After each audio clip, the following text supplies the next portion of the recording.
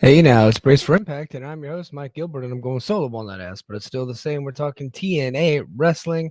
We got a lot to talk about.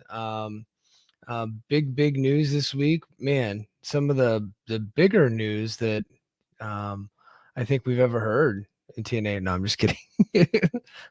No, I'm just kidding. There is a lot of stuff going on in the world of TNA.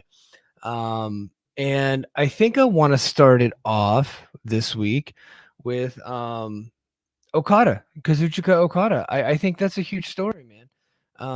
He came into TNA on excursion like over 10 years ago, like 2011 time frame, and he was treated like shit. And now you got to put into context of the time. Like this was like New Japan knew that Okada was going to be like a big star for them, but they didn't have the complete idea that he was going to be the Okada that he ended up becoming, right? One of their all-time greatest performers. And when they send their talent on excursion, like we saw with Yuya Uemura, it's not really they don't really expect them to go to these companies and then just get put over everybody, become the world champ, yada yada yada. They do expect him to go over there and do jobs, which is what we saw Uemura do. I don't know if he won 5 matches in his entire year when he was at Impact this latest run. But what they also don't expect is for their talent to go over there, be treated like dirt, and put into racist angles. And that's exactly what happened. And people can say whatever they want, but TNA at the time putting Okada in the Okato mask because of Vince Russo just not understanding Asian culture whatsoever. And the fact that here's an Asian guy, so we're gonna make him be Kato because Kato was popular on the Green Hornet TV show, Bruce Lee, right from the '60s. So that's the only thing that the only reference they have, and his name was kind of similar. So they made a Japanese guy doing a Chinese gimmick. It's racist horseshit is what it was, and they had him do it, and it was embarrassing to him. It's effectively, one of many reasons why the TNA New Japan relationship died at that point, and New Japan ended up becoming stronger than ever. They started a relationship with Ring of Honor and with CMLL, and they kind of had like a three-headed kind of monster there with those three promotions, and they were doing tours together all the time in major shows. New Japan gets bigger than ever, and they come into the States. They run Madison Square Garden. They sell it out. The rest is history. And then Okada becomes one of their all-time greatest stars. Well, a couple years ago, I think in 2021, Impact and New Japan, opened the doors back up a little bit and started, to rekindle their relationship. Rocky Romero was friends with the Good Brothers, and I think that started it off. I think I remember the first talent. And maybe you guys can remind me who the first talent was to come over during this latest run. I know that the New Japan Strong had started booking some Impact talent who, were just essentially taking independent bookings. And they were over there. I think Chris Bay went over there for the Super J Cup. I want to say it was Chris Bay went over there for the Super J Cup. And then next thing you know, Juice Robinson and David Finlay come over to Impact, and they defeat the Good Brothers for the tag team titles. And I think that was kind of what set it off. And the next thing you know, we're getting Kojima, we're getting Ishii, we're getting all these talents that, eventually Kushida comes over. And it becomes kind of a good relationship. New Japan gets added back to Access, and that clearly is helpful. That was another kind of a breakdown between the two companies. When Anthem bought Access, they tried to keep New Japan on Access, and they were unable to come to a deal, and so New Japan leaves Access. And so part of their new relationship was New Japan coming back to Access and going right after Impact is over. And so Impact kind of serves as a lead in to New Japan. So this is a sign that this relationship is just as strong as it ever was. at this point, they're doing multiverse shows. They did 2 last year, and hopefully they do a couple more. I'd like to see TNA go to Japan. Maybe they can do a multiverse show like at the Korakuen Hall or something like that. That would be cool. But yeah, TNA made the big announcement that Kazuchika Okada, is making his long-awaited return to TNA, and he will be returning on January 14th at the Snake Eyes event. It's a TV taping. They just kind of label their TV tapings. And let's give a big shout out to Dobby. He is a day one subscriber to the Patreon. He says, I can't stick around for the live show, but wanted to let you know that since the update as of this morning is 657 tickets sold for Hard to Kill. So I believe we're over that 50% mark for Hard to Kill. And 310 for the Snake Eyes taping. A bit of a surge for Hard to Kill this week. So yeah, they're as we get closer to Hard to Kill, I think that as more matches get announced and as the TNA stars, hit the ground there in Vegas and do some local promotion, we'll probably end up filling it up. But yeah, we're over 50% now for Hard to Kill, so that's a good sign. And Snake Eyes still struggling, but with the Okada announcement, I think they were below 200 before the Okada announcement. And now we're up over 300, so they're gonna still have to continue to work really hard to sell those tickets. Every company outside of WWE right now, they're not selling tickets fast. They got to work hard. They can't just, do Twitter announcements and stuff like that. They actually got to hit the ground and, give out those flyers and do, actually do groundwork to get people to come to their shows. And this is the biggest show in Anthem owned TNA history. So I would suspect that they will do just that. Also announced this week. Oh, you know what? And before I move off of Okada, if you guys think that I'm not going to go all in with Okada and put the fucking title on Okada, you're wrong. I want them to put the title on Okada. I think, honestly, Alex Shelley beats Moose on Hard to Kill. Next night drops title to Okada, and then they flip the belt back to either Alex Shelley or Josh Alexander at a later date. That's what Mike wants to do. Now everybody's like, "Oh, Okada's not signed here." Yada yada yada. Okay, I don't care. Like, oh, this is the same as when Kenny Omega took the. No, it's not. New Japan is a much better partner than AEW. New Japan doesn't come into TNA or into Impact and shit on the company and do all that stuff. Like they treat Impact with tons of respect and vice versa. It is a completely different relationship.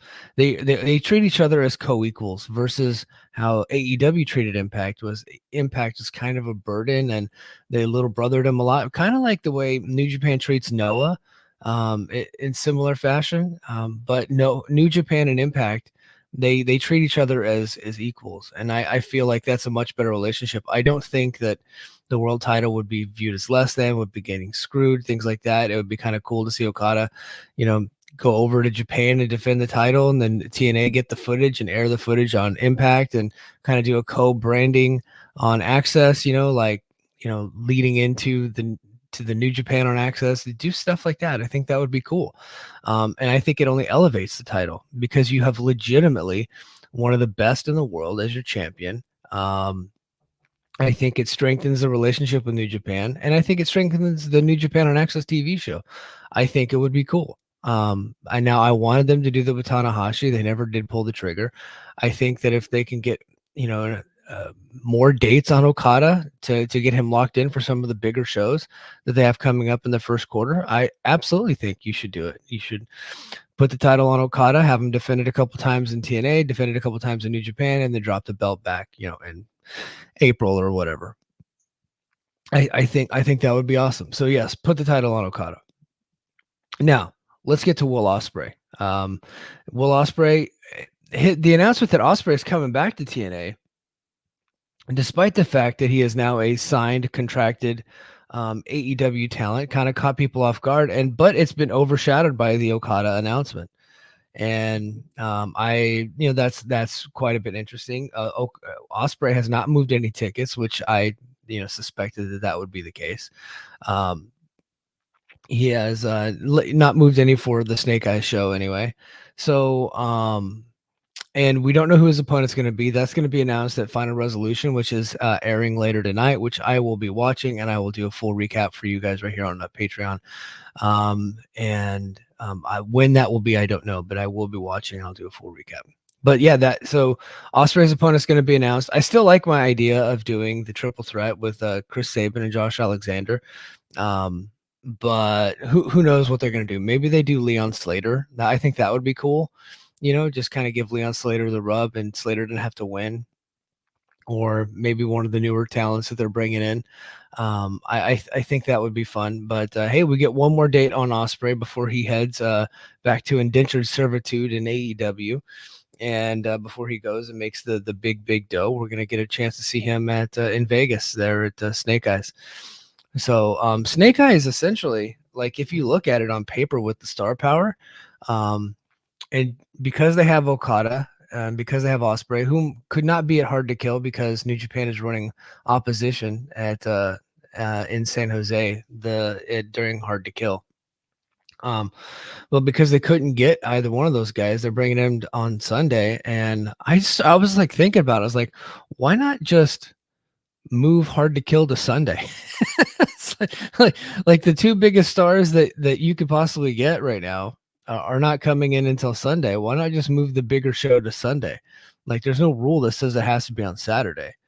But obviously they're going to keep the date. And so I did talk to somebody from Impact, somebody that works there, and said that the guy said, well, yeah, that would make Hard to Kill bigger, but he goes, Hard to Kill is going to get enough curiosity buys and curiosity, tickets sold and stuff like that. He goes, probably more important is the TV show being sustainable after the fact and garnering interest for the first episodes of TNA Impact on Access. So he goes, that's kind of why they're just going to keep it that way. But I think he didn't tell me this, but I get the feeling that whenever they made the announcement for whenever they booked the date for Hard to Kill, they didn't really know that New Japan was going to be running opposition that night, in San Jose.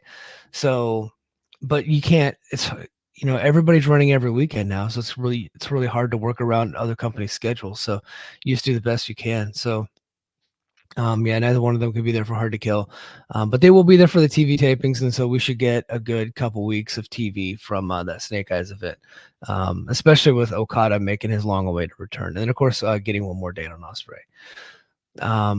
And before we get to the other major announcement, I just wanted to talk about Hammerstone real quick. So, he is becoming a free agent as of January 1st. He has finished his last date on he's finishing his last date on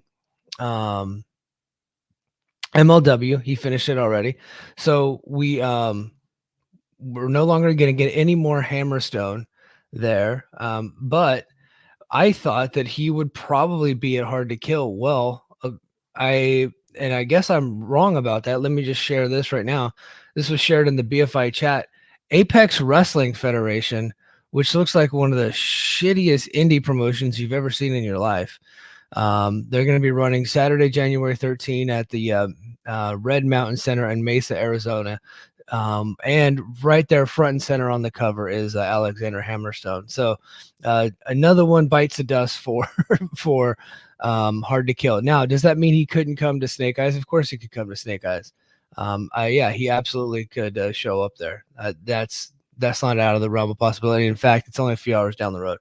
It's just there in Arizona. So, but it does not look like we're going to be getting a Hammerstone at Hard to Kill. So that's a little bit disappointing for me because I thought that would be a good way to kick off the new era of TNA with a big free agent signing from a rival promotion. Like a kind of a similar level rival promotion. Impact, obviously a bigger promotion than MLW, but you'd be taking their top star and bringing them onto your show. I thought that would be cool. Looks like that's not going to be happening. So, oh well, is what it is. But maybe we'll be getting him eventually. Now, onto the probably one of the bigger stories that we have had here in TNA. So I've been wondering what they were going to do with Impact Plus. Well, earlier in the week, they said they're going to be rebranding to TNA Plus. And I was like, okay. I assumed that it would just be the same. It would just be Impact Plus with the new logo, right? Which is what they did whenever they switched from the Global Wrestling Network, the GWN, to Impact Plus. They just changed the logos, but it was the same stuff. It was the same operating system, all that stuff. Well, TNA surprised me, and they actually signed a deal with Endeavor Streaming. Endeavor is the parent company of WWE and UFC TKO, right? Endeavor Streaming is a part of that umbrella, and they run the UFC Fight Pass service, the WWE Network service, the NBA League Pass, and lots of other major streaming services. Like they're the host for it, so they are now going to be hosting the TNA Plus service on through their deal. I don't quite understand all the technology behind it, but let's just say this is big time. A lot of the problems that we had before with Impact Plus, when I actively went on this show and told people not to give them your money because they're not holding up their end of the deal there. So I had so many issues with Impact Plus over the years. I tried really hard to stay a subscriber. The live feeds, having audio and video issues and cutting out, and there were like live pay-per-views that I tried to watch on there, they just didn't work, and I would have to wait until they re-uploaded it. Like those issues were happening for a long time, and then they were giving us the weekly show on there, and it was supposed to be uploaded immediately after the show, the Exodus show was over, and a lot of times they just wouldn't do it. And so I just switched over to the YouTube service. I'm like, I get just about everything with the YouTube service.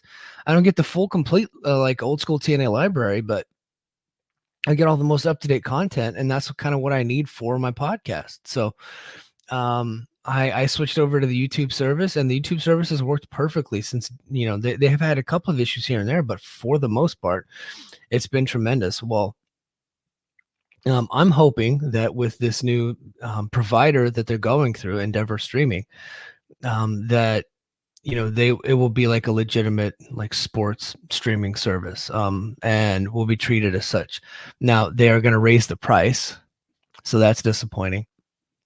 It's going to go to $9.99. You can also do an annual price. I think you can get it for like $90 something, something like that.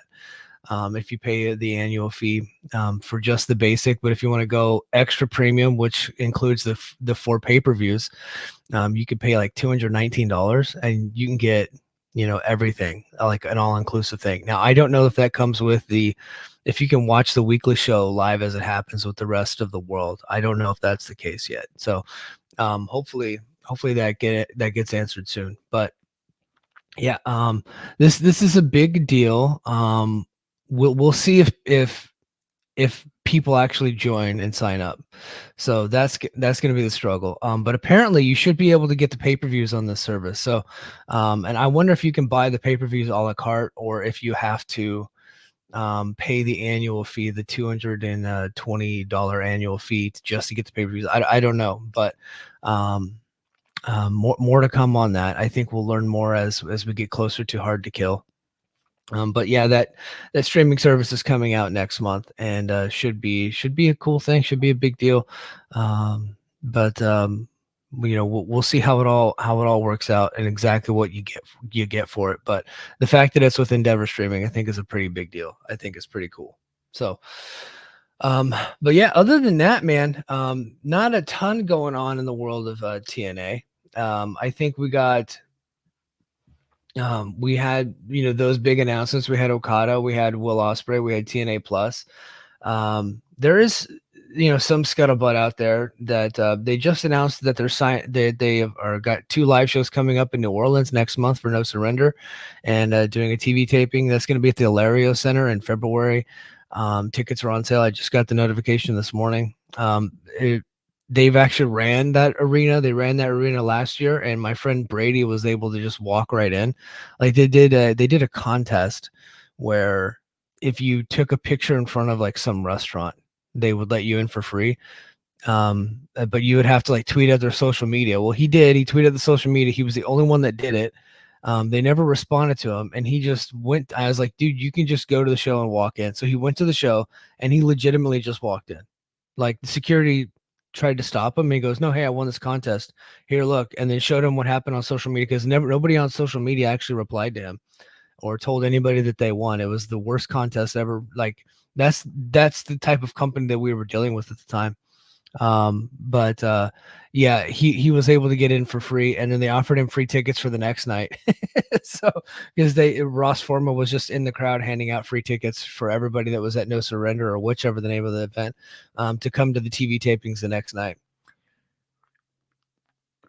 So yeah, it wasn't a very well promoted event, to say the least. I think that was in 2022. Now that I think of it, I don't think it was in 2023. So but yeah, they're going there. So, our hope for them to do bigger and better and nicer venues, that started with Hard to Kill and it ended with Hard to Kill so far, because later in January they're going back to Orlando, where they have done a bunch of shows there, and then the next month they're going to the Ilario Center, which they had already ran before, and they did a poor job of running that. So so maybe the bigger, nicer venues will be saved for their quarterly tentpole events. Maybe I don't know, but I do find that to be interesting. What's interesting is that Trinity has been left off of those posters, and she's one of their top stars. I think that's very telling. Now it could be nothing. Maybe they just don't have her signed past then, and they're working on the deal.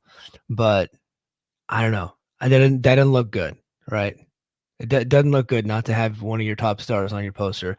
It kind of tells me that she's leaving. I could be wrong, but I just know this company. I know the history, and it tells me that she could be leaving. Also, speaking of leaving, Deonna Purrazzo, it was announced earlier this week by Sean Ross Sapp that she's finishing up with TNA this weekend at Final Resolution. So tonight is probably going to be her last night in the company. She's expected to hit free agency. Now TNA can make her an offer and then keep her around, but they've been beating her like a drum for months. It just kind of tells you where they value her. They were not actively trying to keep her on the roster by trying to make her happy. They were just beating the shit out of her. She's been losing nonstop for months, like since the summer. It's been pretty bad. It's been embarrassing is what it's been. So the way that they booked Deonna Purrazzo on her way out. So one of their all-time great champions goes out with a whimper. She's, if I had to venture a guess, it would be WWE. But you never know. AEW could come calling. She can go there. But Chelsea Green's like her best friend, and Chelsea's been getting over there. I think her going there to reunite the tag team that she had with Chelsea and in Impact would be pretty fun. Would help out Chelsea, and then Deonna can hang with anybody in the ring, in any promotion. So she would be an asset to any promotion. But she's had a really good run here, but unfortunately, once they realized she wasn't coming back, they just beat her every chance they got, to a pulp. they beat her, gave her a title shot where they beat her again, and then continued to beat her. And then tonight she's scheduled, her and Giselle Shaw are going to wrestle Jordan Grace and Trinity, where Deonna will get beat again. So yeah, that's that's not looking good. But hey, she had a really good run here. She was champion for a long time. She was tag team champions for a little bit. Maybe she's done all she could do, but there's always more stuff you could do. There's more people you could bring in and more feuds you could make. So I don't exactly believe that there's nothing else she could do. There's always something you could do, but she did have a really good run here, and hopefully she finds some success in one of the bigger promotions. But I don't think it's going to be in TNA. I think that ship has sailed. So yeah, goodbye, Deonna Purrazzo. Well, lastly, what I want to get to is, they had a really fun show this week for with AAA. It was called Ultraclash. I knew there's no storylines. None of the matches were particularly like excellent. They were just fun. Like it was just a fun background noise type of TV show. I much better than IPWF. Like Like it's just another show that doesn't lead to anything. There was no, again, no storylines, no feuds, no title shots, no nothing on the line. There were no stakes to any of the matches. And they did do a lot of backstage interviews with the talent building up Final Resolution. So they had that, but not really much to it. So I'm gonna recap it real quick, but not much to recap. It just matches happened and people won and they're of no consequence. So, but again, like if you just want to shut your brain off for an hour and a half, it's on the YouTube service. Just, click it and check it out. But there's no singular match that everybody needs to go out of the way to see, which I was a little bit disappointed in. I thought that they would have, something like 4 to 5 stars. But no, they all just kind of just had a fun show in front of a fun crowd that was really loud and fun to check out. So, but first match was Chris Sabin and Trinity. They defeated Dynamico and Cheek Tormenta. Dynamico and Cheek Tormenta were the Rudos, and the referee was also a Rudo. He's a real jerk. But Sabin and Trinity got the victory here. Let's see. At one point, Trinity tried to do some lucha moves, and it just did not work. Like her and Tormenta were not on the same page. But Trinity hit a full Nelson bomb and cradle to end. To defeat Chick Tormenta. So there you go. Then backstage, Josh Alexander says that ever since returning, everyone has called him champ, but he lost when given the chance to bound for glory. Thus, Alex Shelley is the undisputed champion, and his son was disappointed when he lost, which was a teaching moment for himself because he realized he needed to become the standard of this company again. And he's coming to Toronto to the face of Motor City Machine Guns with his new partner, Zack Sabre Jr. So that will be the main event of Final Resolution. It'll be Josh Alexander and Zack Sabre Jr. versus the Motor City Machine Guns. So that should be fun. Mestezzi's Jr. defeated Eddie Edwards and Latigo in a triple threat. Eddie Edwards was the heel in the match. Mestezzi's, I liked him. I thought he looked really good. The crowd was super into him. He got the victory over Eddie Edwards. So I think he beat him with a 450 splash. So that was pretty cool. I thought I actually really enjoyed this match, and I thought it was an impressive outing for Mestezzi's. So maybe they'll try to bring him back. They go backstage. Trey Miguel sings a Christmas song about kicking Mike Bailey's ass tonight. Final Resolution. We got Mike Bailey and Trey Miguel. They had a hell of a match at Against All Odds last year. I thought it was tremendous. So good stuff. Sexy Star 2 and Jordan Grace defeated Deonna Purrazzo and Maravilla. This is not the same Sexy Star that injured Rosemary in a match. This is the second Sexy Star. So people were a little bit confused by that. That Sexy Star ended up going into, I believe, MMA. I think she fought for Combate Global. Yeah, I think she did because it was on Access. But yeah, this match was okay. Jordan Grace hit a juggernaut driver on Maravilla to win. But I did enjoy the match. And then we got Laredo Kid and Tommy Dreamer defeated Brian Myers and Black Taurus. Black Taurus takes the L here, unfortunately. Hopefully somebody signs this guy because he is just dying a slow death here in Impact. But after the match was over, Tommy Dreamer, old Tummy himself, picked up Black Taurus and did a Death Valley driver to a table. So, but there you go. But this was a fun match. And then we got Moose and Toxin defeating Josh Alexander and Octagon Jr. Another fun little match. They're keeping the Moose's winning streak since he lost at Bound for Glory. They've been letting him win some more, so that's good. He's scheduled to face Rhino tonight on Final Resolution, so I'm getting the feeling that the Moose beats the Rhino, but Moose hit a spear on Octagon and got the victory. Yep. Then they have the big announcement that Okada is returning to the TNA Snake Eyes event. And then we get to the main event. Like I said, not much happened during the show, but it was still a fun show to watch. We go to the main event. Vikingo, El Hijo del Vikingo and Motor City Machine Guns defeated Trey Miguel and Los Vipers. Toxin and Latigo are back in action here with Trey Miguel. The baby faces, did all their typical babyface stuff. Vikingo landed crazy dive on Miguel before he sends Toxic down with a springboard dropkick. Vikingo aims to cave Miguel's chest in with a Viva Mexico overhand chop, leading to a quick chop exchange and then a variety of back and forth. Insegurious Miguel flies, but is caught by Vikingo in a backbreaker setup. Go to sleep. Vikingo's second rope Phoenix Splash ends a very fun episode of Impact. The main event and triple threat were both well worth going out of your way to watch. So, yeah, if there's one thing that you want to check out, it's probably Vikingo making his return to Impact. So, I thought that was pretty fun. Overall, a good show, a fun show. Sorry there wasn't much to recap. I typically have way more to talk about, but like the matches were just kind of there. They're fun, but they were just kind of there. That, like I said, it doesn't really lead to anything. No matches for Hard to Kill have been announced, and hopefully we'll get some of those tonight after Final Resolution's over. So I'll be checking out Final Resolution, man. I'm not gonna do like a full-blown preview of it, but I will do a recap of it. So be on the lookout for that.